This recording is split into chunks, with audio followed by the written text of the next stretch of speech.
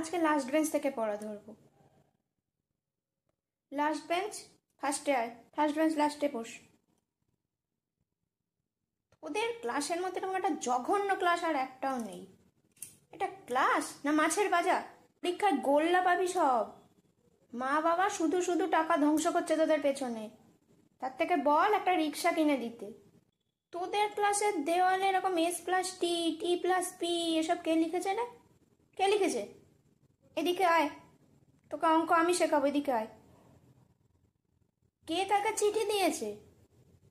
হ্যাঁ তুই জোরে জোরে পড়, আমিও শুনি কি লিখলি। জোরে জোরে পড়, জোরে জোরে পড়। ফুল ড্রেস পরে ছেলেদের সঙ্গে হাহাহিহি করা, তারপরে তাদের সাইকেলের পেছনে করে যাওয়া, এসব যদি দেখি না সোজা সাসপেন্ড। খেতে ভুলে যাস না, ঘুমাতে ভুলে যাস না, শুধু হোমওয়ার্ক করতে ভুলে যাস না।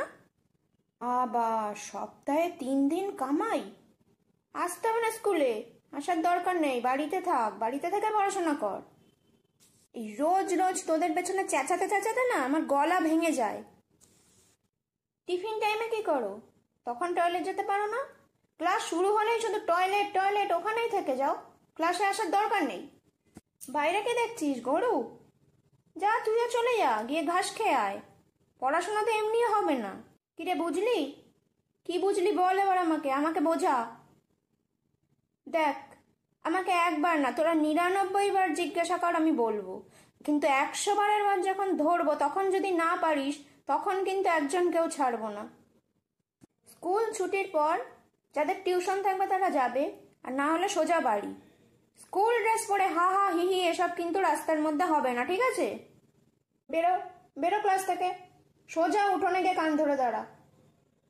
পাশের ক্লাসের সবাই দেখুক, সবাই জানুক যে তুই কেমন। যা গিয়ে উঠোনে সোজা দাঁড়া।